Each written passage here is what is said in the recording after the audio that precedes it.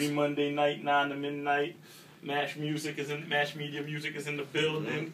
Mayday, Chris Reg. Mash Music. You just listen to stereo sound. We do have a visual for that. Sir, you got the camera ready? All right. As you know, we here in the building at livestream.com every Monday night, 9 to midnight, giving you that continuous, non-stop underground hip-hop flavor. We try to bring you new music every Monday night, but as you know, last week we had the Biggie tribute. This week we're doing the tribute to Nate Dogg, who was like the best on for all the hooks, man. I tell you, Nate Dogg was a hook, and he was so. I mean, may he rest in peace, but he was so gangster and ghetto with it. It was like the way it was like, dang. He was one of the only dudes that could pull off what he was pulling off. And that's what, and it goes back to like we were just talking about some of the artists that they might do their stuff or whatever they do, but they catch your attention with what they do, and then they can have talent. It's like he already got your attention from the gate, and then so you're gonna look at him. I mean, look at the person. To be like, can they do this? And then you see, then it comes out, so it works to their advantage. Yo, Nate Dogg is one of my favorite hook dudes ever. Well, he was basically the main hook dude in hip hop. Yeah, everybody went to Nate Dogg. Everybody went to Nate Dogg if you can afford it. It's unfortunate, man. The way that ended was not cool. Would have liked to see him stick around. He was an artist you could have heard at 60. He would have been cool at 60. You know what I mean? He could have still been doing what he was doing. Snoop's doing it. I want to see Snoop rapping at 60. It's like all these entertainers that we grew up listening to is just fading, man. Heavy D. Yeah, but also, more importantly, though, fellas, it's like, with your project, like, how did you guys come together? Because I know, like, you have... Mayday? Yeah, you and Mayday. Because I know... High school. High school, man. We were in the same area. We was in high school together, and there was a few people. In 10th grade, I was a senior. And there was a few people rapping in high school. Actually, I was making beats at the time, I believe, and it was like Pink, who's also Mash Music now. Shout out to Pink, and me and Mayday, and Brendan, who went by Black and Mild. He's locked up right now. More power to him. Hope everything's well with him.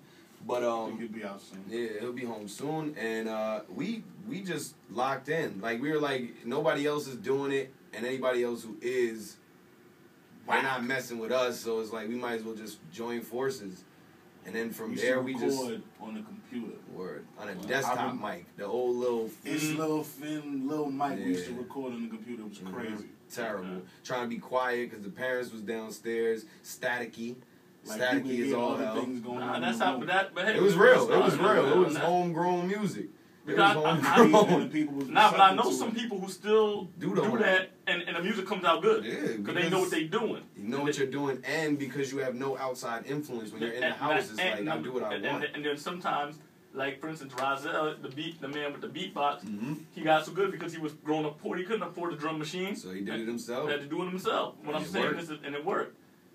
So what I'm saying is that sometimes situations make you have to be who you are. Yeah, I think it helps develop you. I think the fact that you are just alone in your room or with your friends or whatever the case may be. But if you're not, back then when we first started rapping, the internet wasn't as big of a deal. It wasn't 8 million rappers right in your face. It was the dudes you seen on the radio, and at the time the dudes that was on the radio were the dudes. It wasn't a bunch of generations fighting for the top. It was, and that's what it is, right? One generation. And that's what.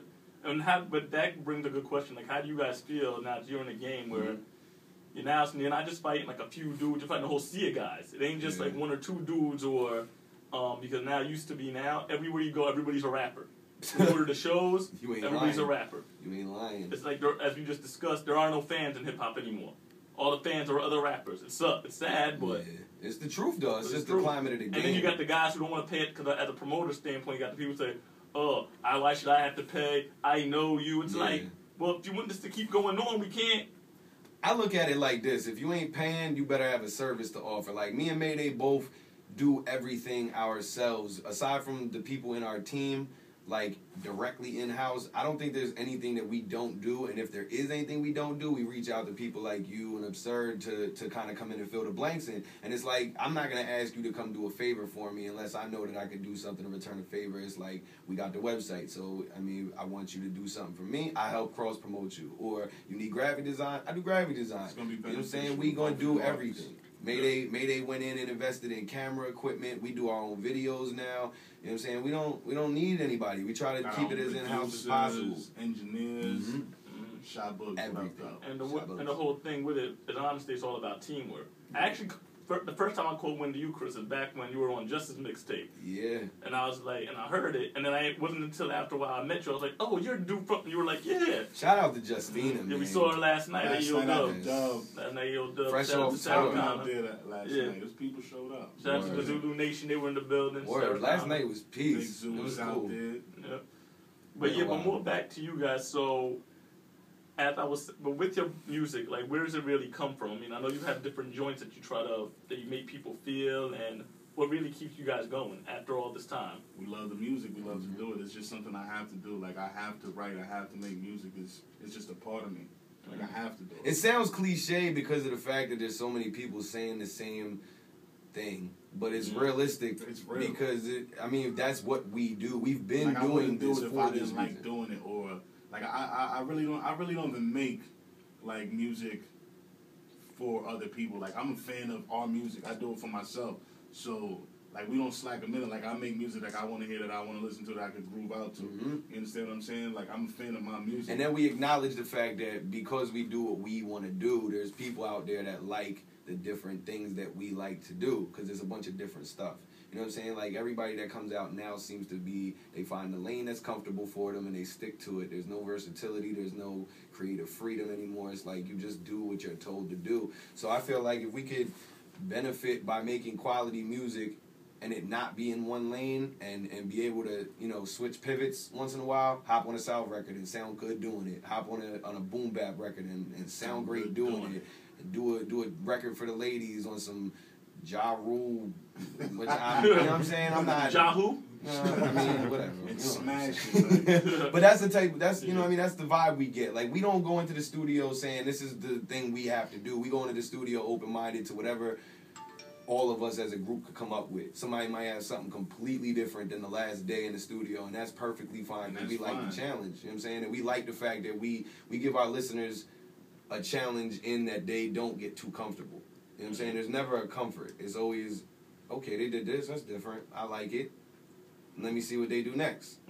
So do you guys have any upcoming shows, anything of late here?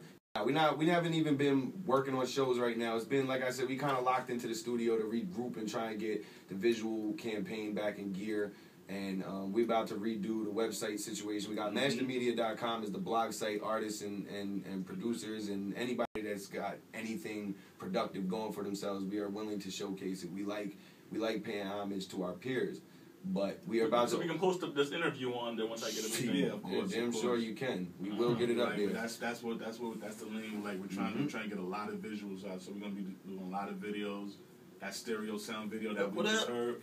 The stereo sound, that the joint that y'all just heard, we have a visual for that too. Y'all can check that out on MashTheMedia.com. Turn Me Up is coming out. And we got soon to be MashEverything.com, which is what MashTheMedia.com is going to be the lane where it's more community based. We meet people at shows, we like their stuff, we post them up there. It's a blog site. And then we gonna open MashEverything.com, which is gonna be strictly our music. It's gonna be like the EPK portfolio. It's gonna be just us. Grand headquarters for you to get anything we do. And Mash the Media is just gonna be an outlet for other artists to showcase their talent. Right. So, you guys have any last minute shout outs for anybody before y'all get into a freestyle in a little bit? Man. Any last minute shout outs you want to say? Shout out Mash Everything, man. Shout out everybody. Everybody doing it and grinding and loving what they do.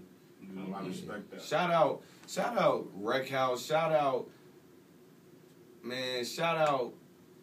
the remnants of 365. They good dudes. Amboy, Aaron Jones, Tita Bar June Boys. Boom, Word, Shamari. Everybody up in Patterson, New Jersey. Everybody from Jersey, period, that's just putting in work to make a conscious effort to get the attention back over here.